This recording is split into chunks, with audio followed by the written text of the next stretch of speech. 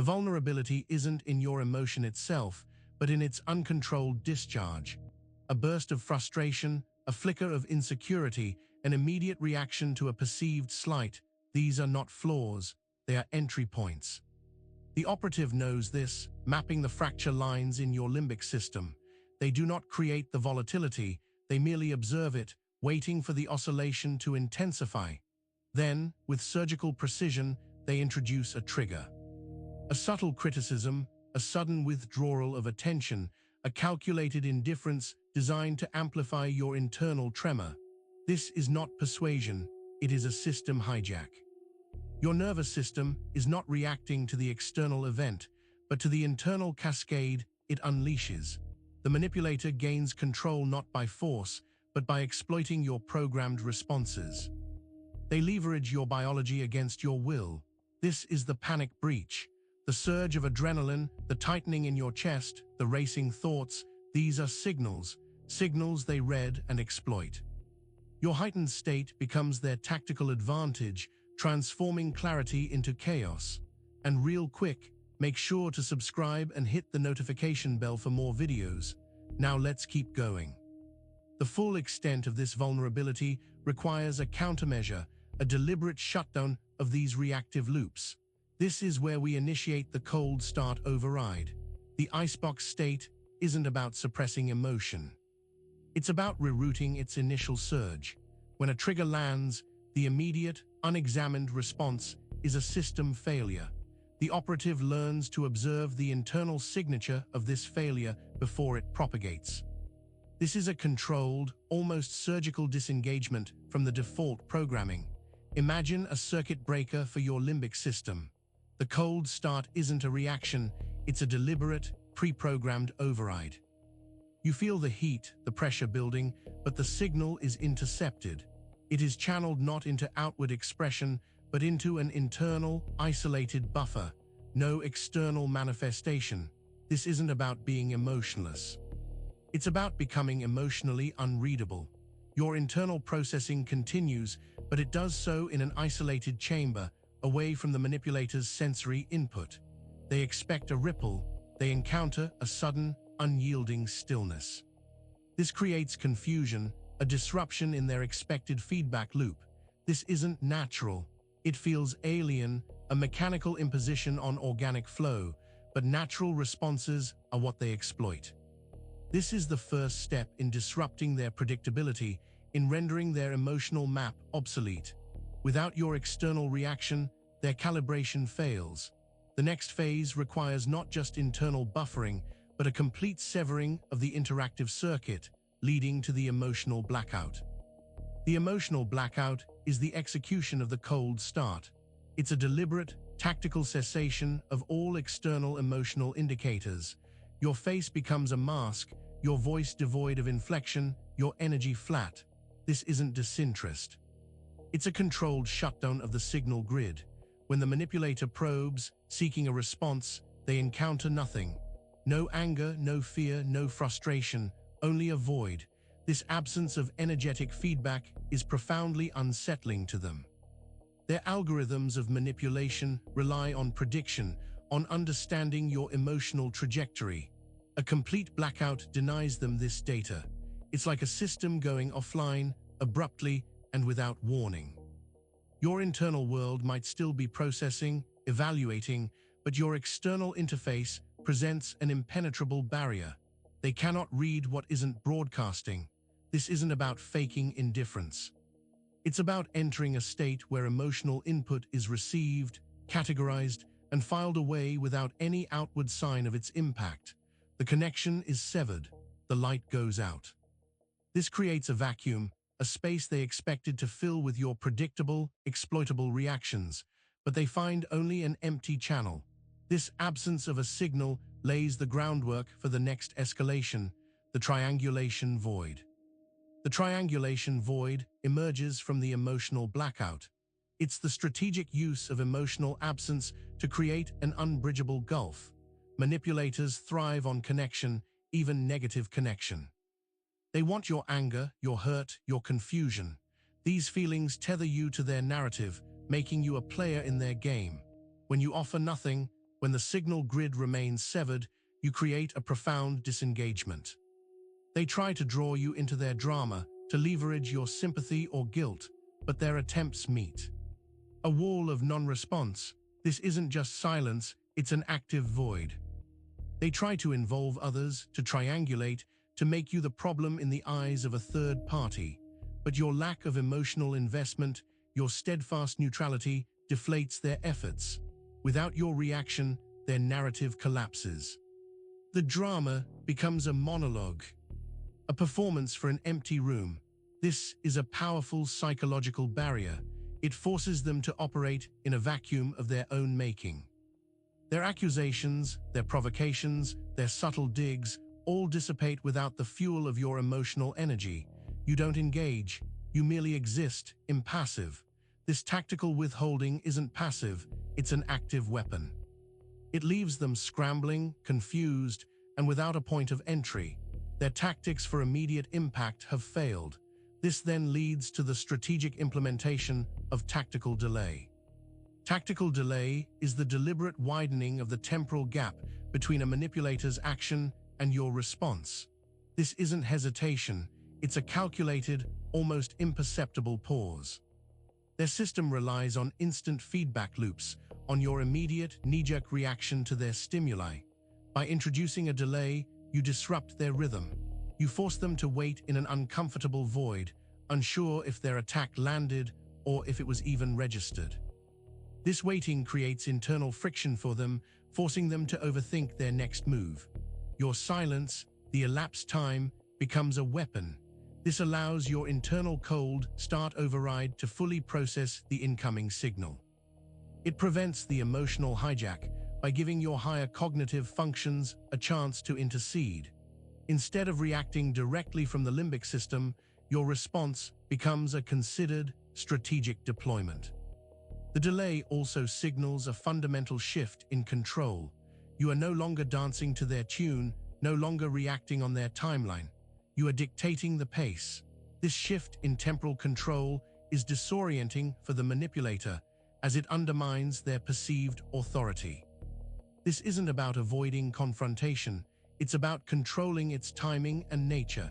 It reclaims your psychological territory. This measured lag then sets the stage for a critical refusal, the mirror collapse. Manipulators construct scripts. They cast you in a role, the victim, the oppressor, the one who needs fixing. They hold up a mirror, reflecting an image of you they have carefully curated for their own purposes. Your compliance in recognizing this reflection is their power. Mirror collapse is the refusal to accept that reflection. You look into the mirror they offer, and you simply do not recognize the person staring back. You don't argue with the reflection. You simply invalidate its premise. It's not your face. It's not your story. This isn't about denying facts. It's about rejecting the narrative frame itself. They expect you to protest, to defend, to argue against the distortion. That argument is precisely what ensnares you within their script. When you refuse to play the assigned role, their entire dramatic construct collapses. Without your participation, their carefully crafted reality crumbles. The mirror shatters, not because you fought it, but because you withdrew your consent to be reflected. You step out of their play entirely. Your refusal to engage with their projected image leaves them without a target, without a co-star.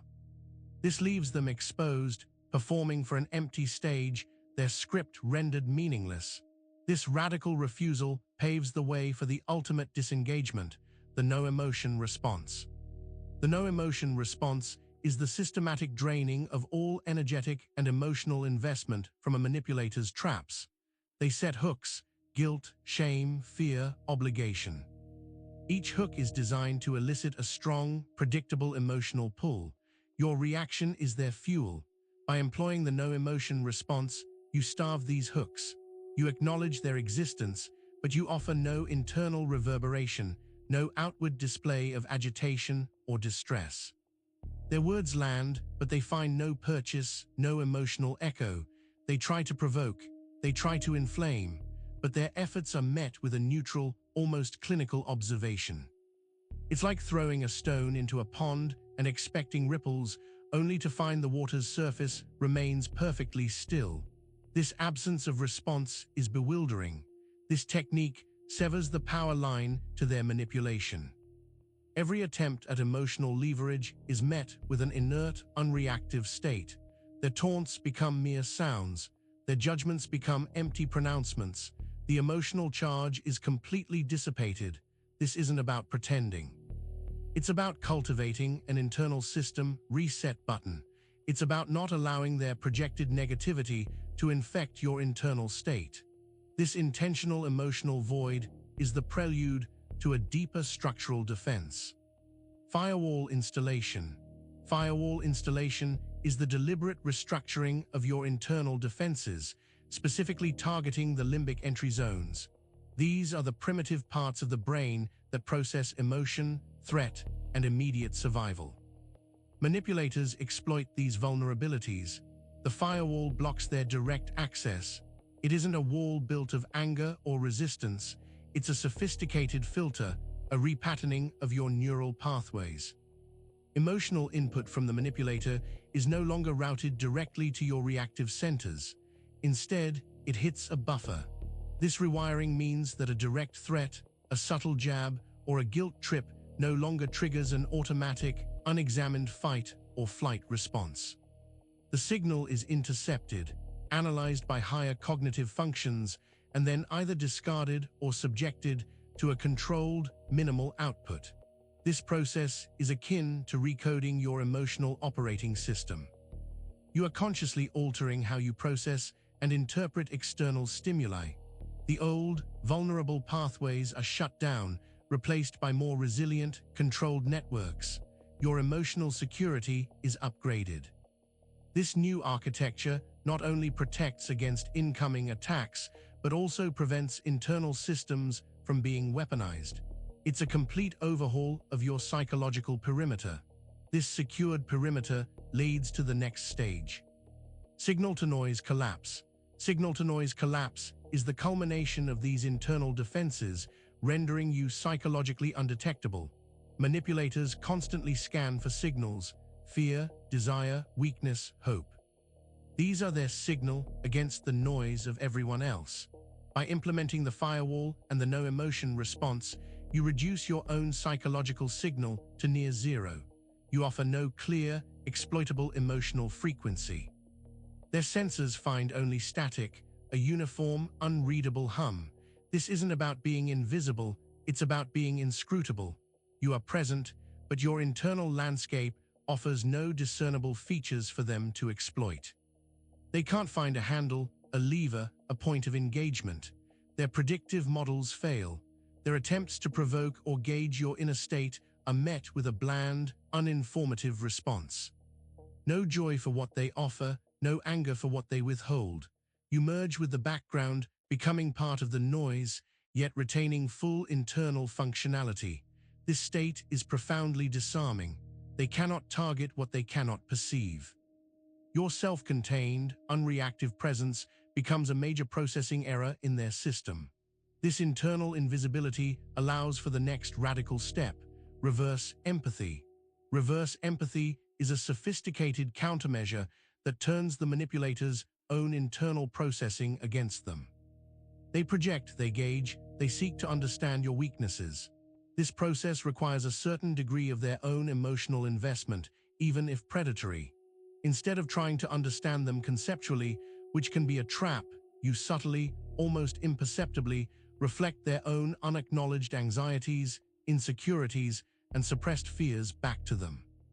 You don't name them, you don't accuse, you merely echo their hidden self. This is not a direct verbal attack. It is a resonance, a subtle mirroring of their own uncomfortability with themselves. Their nervous system, attuned to projecting, suddenly encounters a reflection of its own internal chaos. The source of their unease is not in you, but in their own unexamined psyche. This creates cognitive dissonance. They are confronted with their own psychological noise, the very thing they try to externalize. Their emotional energy, habitually directed outwards, now rebounds inward, creating internal pressure and destabilization. This is a delicate, almost artistic weaponization of their own vulnerabilities. It forces their focus onto their own internal state, disrupting their parasitic outwards gaze. This internal redirection leads to the next tactical move: heat signature deletion. Heat signature deletion is the strategic eradication of any lingering emotional footprint that a manipulator might use to track or re-engage you. Every past interaction, every emotional wound, every unresolved conflict leaves a residue, a faint track they can follow. This deletion involves recognizing these residual traces and systematically neutralizing them. This isn't about forgetting, but about dissociating the emotional charge from the memory. The past events become facts, stripped of their power to provoke current emotional reactions. No open wounds for them to prod. No unfulfilled desires for them to dangle. No latent fears for them to trigger. You meticulously review and de-escalate these energetic markers. This renders your history with them inert, devoid of exploitable triggers. This process eliminates their ability to re-engage previous patterns of manipulation. When they try to evoke past hurts, they find sterile ground. When they try to play old tapes, they find only silence. The emotional connections, once vibrant, are now cold. This leaves them without a map, unable to navigate your internal terrain because all familiar landmarks have been erased. This leads directly to the proactive stance of predictive detachment. Predictive detachment is the ultimate state of strategic disengagement, achieved by systematically erasing the ego's stakes in any outcome involving the manipulator. This is not indifference, it's a preemptive psychological divestment. You anticipate their moves not to react, but to already have mentally detached from the consequences. If they succeed, it means nothing. If they fail, it means nothing. The outcome for you is devoid of personal significance. Your emotional equity is zero. This isn't easy. It requires a profound understanding of what drives your own attachment to certain outcomes. You deliberately sever these attachments, one by one, until their actions, however impactful on an objective level, cease to register subjectively. This renders their power meaningless because power only exists where there are stakes. By eliminating your personal investment, you eliminate their leverage. They cannot hurt what you no longer perceive as belonging to you. They cannot win what you no longer value. This state provides an unassailable psychological high ground. You operate without fear of loss because you have already mentally lost everything. This invincibility, however, comes at a cost, leading to the rupture cost. The rupture cost is the unavoidable consequence of maintaining an unbroken, impenetrable psychological perimeter.